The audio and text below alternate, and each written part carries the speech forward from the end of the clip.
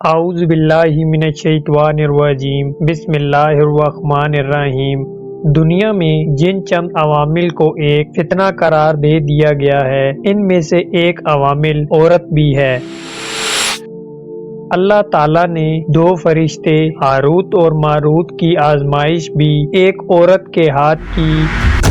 واقعہ کچھ اس طرح بیان کیا گیا ہے کہ حضرت ادریس علیہ السلام کے زمانے میں ایک مرتبہ فرشتوں نے بنی آدم پر اعتراض کیا کہ یہ نہایت بدکار ہیں، ان کی جگہ اگر ہمیں زمین پر حکومت دی جائے۔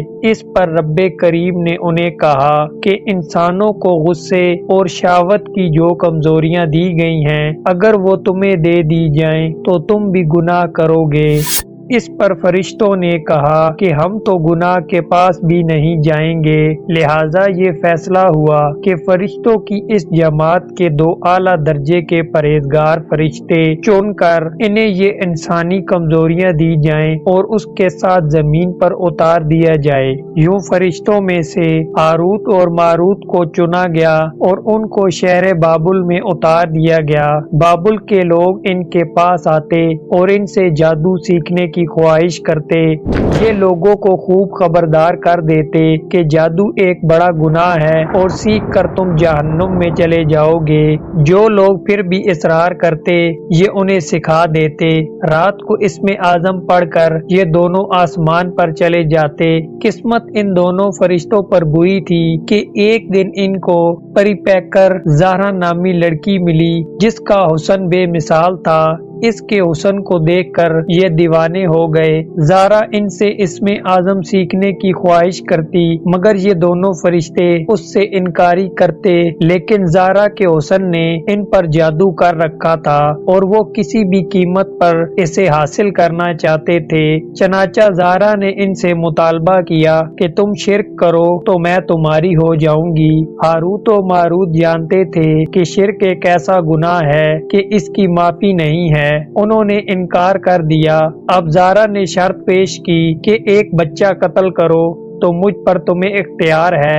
ہاروت و ماروت نے انکاری کی کہ یہ گناہ ہے اور مارنا ایک بڑا جرم ہے۔ آخر زہرا شراب لے آئی اور کہا کہ یہ پی لو تو پھر جو کہو گے میں ویسا کروں گی۔ ہاروت و ماروت نے سوچا کہ شراب پینا تو کوئی بڑا گناہ نہیں ہے، لہٰذا وہ اس کو پی گئے اور ہوش سے بیگانے ہو گئے۔ زہرا نے بدکاری کے بدلے ان سے اپنے بت کو سجدہ بھی کروا لیا اور بچہ بھی قتل کروا دیا۔ جب انہیں ہوش آیا تو وہ کہنے لگے کہ تم نے جن دو کاموں کو کرنے سے انکار کیا تھا، نشے میں مدہوش ہونے کے بعد تم نے اس میں سے ایک کو بھی نہیں چھوڑا۔ پھر انہوں نے ان گناہوں کے بدلے دنیا کی سزا اور آخرت کے عذاب میں اختیار دیا گیا تو انہوں نے دنیا کی سزا کو اختیار کر لیا۔ تفسیر نعیمی میں بچے کی جگہ شوہر قتل کرنے کا ذکر کیا گیا ہے اور یہ بھی بتایا گیا ہے کہ ہاروت و ماروت دونوں اسم اعظم جانتے تھے۔ اسم اعظم پڑھ کر وہ ہر رات آسمان پر چلے جاتے تھے۔ زہرا نامی لڑکی نے ان سے نشے کی حالت میں اسم اعظم سیکھ لیا اور جب ہاروت و ماروت ہوش و حواس میں واپس آئے تو انہیں یہ بھول چکا تھا اور زہرا اسم اعظم پڑھ کر آسمان پر چلی گئی تھی، جہاں رب کریم نے اس کی روح کو زہرا ستارے سے متصل کر دیا۔ تفسیری نعیمی میں لکھا ہے کہ ہاروت و ماروت کو بطور سزا زنجیروں سے جکڑ کر چاہے بابل میں الٹا لٹکا دیا گیا۔ اس کنویں میں آگ بھڑک رہی تھی اور فرشتے ہر وقت ان کو کوڑے مارتے تھے اور پیاس سے ان کی زبانیں باہر نکل آئیں۔